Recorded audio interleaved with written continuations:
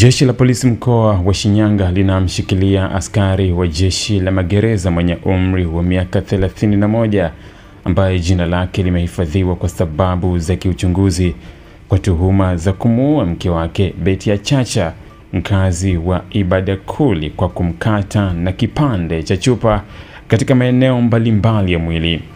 Tukio hilo limetokea Novemba 30 mwaka 2025 na limethibitishwa na kamanda wa polisi mkoa wa Shinyanga SICP Janet Magomi, ambaye amesema marehemu alikatwa kwenye mkono, shingo na mapaja na kusababisha kifo chake papo hapo.